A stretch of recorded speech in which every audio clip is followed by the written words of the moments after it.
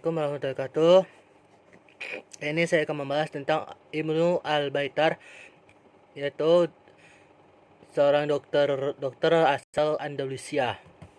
Ibnu Al-Baitar ini lahir di Malaga pada tahun dengan nama Abdullah bin Ahmad ad-Din bin Al-Baitar Al-Maliki pada tahun 589 Hijriah atau 1193 Masehi. Dia berasal dari keluarga Al-Baitar, dan dia berasal dari keluarga dan juga dia berasal dari keluarga Hispano Roman sebagaimana penuturan Franciscan Xavier Simonet. Tetapi itu tidak terbukti semua. Dia menuntut ilmu pertama kali di kota Sevilla, Spanyol. Dia juga mengumpulkan tumbuh-tumbuhan di sekitar kota bersama beberapa orang gurunya, yaitu Abu Abbas Al-Nabati, Abdullah bin Salih, dan Abu Al-Hajjaj sekitar tahun 617 Hijriah atau 1121 Masehi. Dia juga melintasi Afrika Utara menuju Asia Kecil dan Suriah. Di sanalah dia belajar banyak ilmu tumbuhan dan pengenalan kepada tabib-tabib setempat yang terkenal.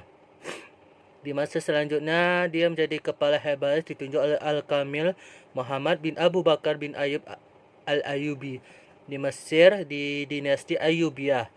Sudah itu dia melakukan eksperimen hingga Damaskus, dan dia bertemu dengan Ibnu Abu Ushaibiah,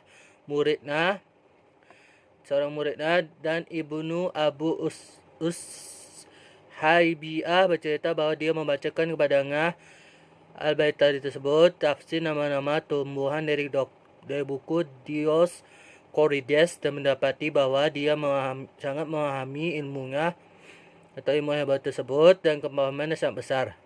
Di dunia barat Ibnu Al-Baitar disebut sebagai Alpetragius, dan dia banyak melakukan terapan pada masa tumbuh-tumbuhan. Dari 1400 ramuan obat yang dia ramu di dalam bukunya, 300 diantaranya ditemukan sendiri dan 200 dari ramuan tumbuhan. Ibnu Al-Baitar meninggal pada tahun 1248 Masehi atau 646 Hijriah dalam usia 55 tahun di Damaskus.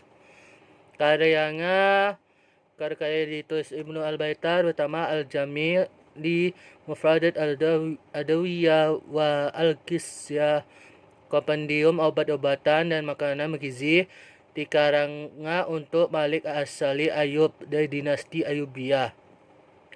Situ ada 2.300 lebih tumbuhan dengan 150 catatan ahli botani hingga ke zamannya, mulai dari Dios Corides, Galinus, Al-Ghafiqi, Abu Qasim Az-Zarhawi hingga Ibnu Sina. Ada 200 nama yang tidak dikenal kegunaannya.